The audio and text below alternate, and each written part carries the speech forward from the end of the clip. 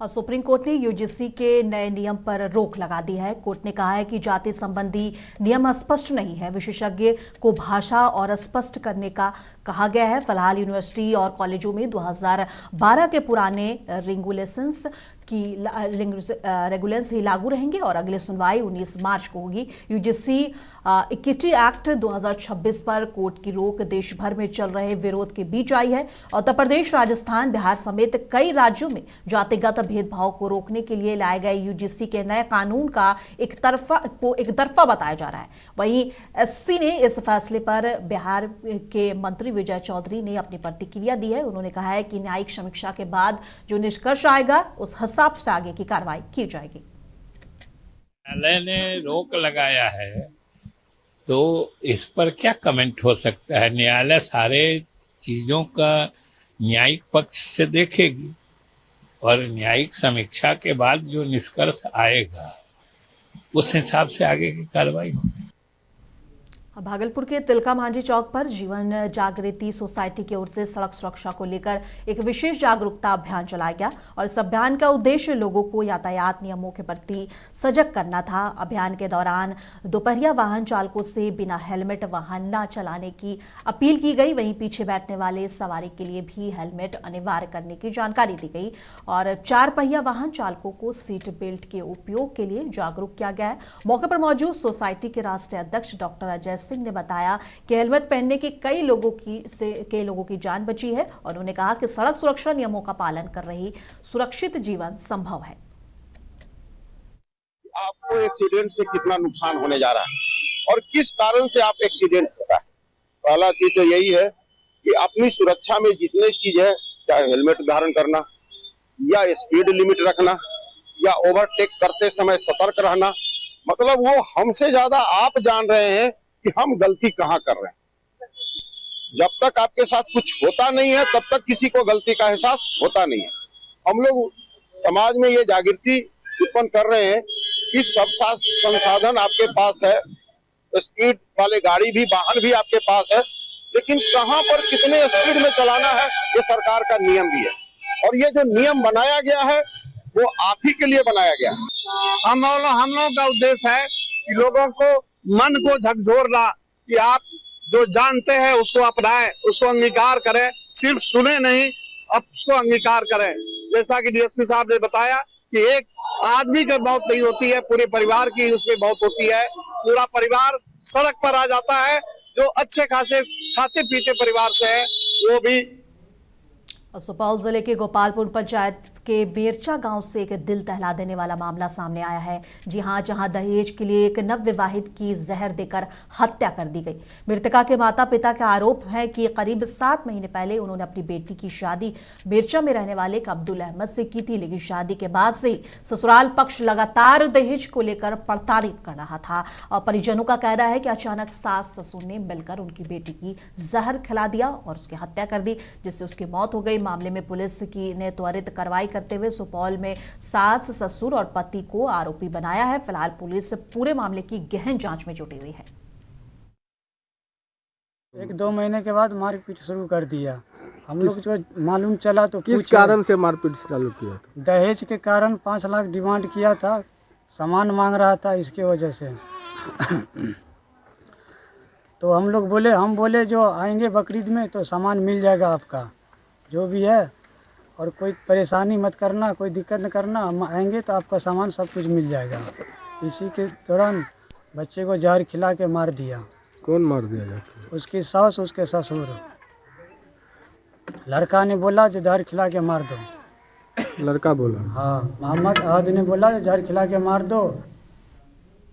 मधेपुरा व्यवहार न्यायालय से इस वक्त की एक बड़ी खबर सामने आई है। पत्नी और 1.5 साल की मासूम बेटी की बेरहमी से हत्या करने के मामले में एडीजी 4 की अदालत ने दोषी मोहम्मद जिब्राइल को आजीवन कारावास की सजा सुनाई है। साथ ही 35,000 रुपये का अर्थदंड भी लगाया गया है। एडीजी 4 के न्यायाधीश धीरेन्द्र कुमार राय की अदालत ने साक्ष्यों और गवाहों के आधार पर आरोपी को दोषी करार दिया। लोक अभियोजक विवेका सिंह ने बताया है है कि ये मामला साल 2022 का है, जिसमें आरोपी ने हत्या के बाद पुलिस को खुली चुनौती दी थी। वहीं मृतक के भाई मोहम्मद मुनाजिर ने फैसले पर असंतोष जताते हुए कहा कि वे हाई कोर्ट और सुप्रीम कोर्ट तक न्याय की लड़ाई लड़ेंगे। मोहम्मद इब्राहिम ने दिनांक 6/8/22 को अपनी पत्नी और 1.5 वर्षीय पुत्री की हत्या कर लाश को गायब करने का प्रयास किया गया था, जिस एवज में श्रीनगर थाना में केस दर्ज करते हुए उसका जो अनुसंधान पूर्ण किया। अनुसंधान पूर्ण होने के बाद श्रीमान श्री धीरेन्द्र कुमार सत्र न्यायाधीश चतुर्थ मधेपुरा के न्यायालय के द्वारा ST नंबर 97/2022 दर्ज किया गया और उसी एवज में जो है प्रोसिक्यूशन के द्वारा गवाहों की गवाही हुई। तत्पश्चात न्यायालय ने पाया कि इनके विरुद्ध जो है 302 भादवी एवं 201 IPC के अंतर्गत जो है गवाही शुरू हुआ और उसमें जो है उन लोग दोनों धारा में जिब्राइल के विरुद्ध जो है वो सत्य पाया गया। हम इससे एक पैसा भी खुश नहीं है, इसलिए खुश नहीं है कि जो सज़ा होनी चाहिए था उसको वो सज़ा नहीं हुआ। जो मेरी बहन की उसका जो हत्या हुआ वो कोई आम हत्या नहीं है, इसलिए वो ये हत्या के लिए उसको दंड मिलनी चाहिए और फांसी सज़ा होनी चाहिए उसको। हम मधेपुरा, ये हमारी मधेपुरा पुलिस की कमी है, उसको जांच पड़ताल सही से नहीं किया। अगर वो सही से जांच पड़ताल करता तो आज हमारे वो जिब्राइल जो है वो फांसी सज़ा उसकी होनी चाहिए। इसलिए यदि नहीं हुआ है तो हम यहाँ से लेकर के हाई कोर्ट और सुप्रीम कोर्ट तक की अपने कदम को आगे बढ़ाते हुए उसको न्याय दिलाएंगे। और सिंहेश्वर थाना क्षेत्र में एक नाबालिग छात्रा के साथ सामूहिक दुष्कर्म का सनसनीखेज मामला सामने आया है। रविवार की देर शाम छात्रा को सिंहेश्वर मंदिर परिसर में बेहोशी के हालात में पाया गया, जिसके बाद इलाके में हड़कंप मच गया। इलाज के दौरान छात्रा 2 दिनों तक बेहोश रही। होश में आने के बाद उसे पुलिस को दिए गए अपने बयान में आरोप लगाया कि रोशन नाम का एक युवक शादी का झांसा देकर उसे बुलाया और अपने 4 अन्य साथियों के साथ मिलकर उसके साथ सामूहिक दुष्कर्म किया। पुलिस ने छात्रा के बयान के आधार पर 5 नामजद और उसके साथ ही कुछ अज्ञात आरोपियों के खिलाफ पॉक्सो एक्ट के तहत मामला दर्ज कर दिया है और कार्रवाई जारी है। 24 तारीख को बोला कि आज घर से निकल, हम लेकर के भागेंगे। उससे पहले भी भागा था, बोले कि अब उसके बाद शादी कर लेंगे। इधर लाया तो हमसे धोखा कर दिए। तो 4 गो लड़का को मंगा लिया और ऊपर से वो लगा 5 गो वापस, 5 हमको गलत काम किए। तो पहले रोशन के, उसका बाद जिससे बात करते तो उससे वो पहले किया, उसका बाद सब 4 लड़का। पटना में बाल श्रम उन्मूलन को लेकर दशरथ मांझी श्रम और नियोजन अध्ययन संस्थान में 1 दिवसीय कार्यशाला आयोजित किया गया। कार्यक्रम का उद्घाटन उप मुख्यमंत्री सम्राट चौधरी ने किया और इस दौरान सम्राट चौधरी ने कई बयान भी दिए। कार्यक्रम खत्म होने के बाद सम्राट चौधरी ने यूजीसी पर सुप्रीम कोर्ट की रोक और वहीं ममता बनर्जी के अजीत पवार के जांच वाले बात की प्रतिक्रिया दी। आदेश है सरकार जो है, जब न्यायालय का कोई आदेश हो गया तो उस पर कार्रवाई करेगी। लालू परिवार को अब रोजाना पेशी होगा। मार्च से कोर्ट ने ये किया कि रोजाना सुनवाई होगी। देखिए, किसी भी केस को एक समय के अंदर सुनवाई करनी चाहिए। न्यायालय जो तय करता है उस पर सब सरकार को। कल जिस तरीके से सब प्रेस हुआ, ये जांच का विषय विपक्ष के नेता ममता बनर्जी लगातार आरोप लगा रही है। देखिए, और आज दूसरे दिन संसद भवन परिसर में पूर्णिया से निर्दलीय सांसद पप्पू यादव ने जोरदार प्रदर्शन किया। ये प्रदर्शन मुख्य रूप से छात्रों, युवाओं और गरीब वर्ग से जुड़े जनहित के मुद्दों को लेकर था। वहीं जहानाबाद में हुई नीट छात्रा के साथ रेप के मामले को लेकर भी पप्पू यादव ने यहां पर धरना दिया और सरकार से जल्द कार्रवाई करने की मांग की। नालंदा में बलात्कार किया गया, पटना बस स्टैंड में हुआ।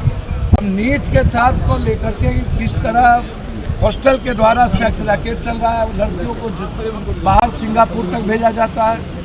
1 तारीख को 10% बच्ची भी हॉस्टल में नहीं था, पूरा का पूरा होटल बुक था। ये हॉस्टल मालिक सेक्स रैकेट का धंधा करता है।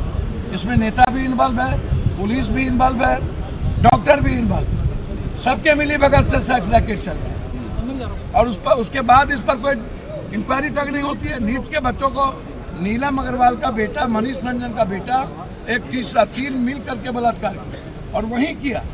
वो होश में थी, जब प्रभात में गया तो वो होश में थी, उसको डॉक्टर सतीश को पैसा देकर उसको मरवा दिया।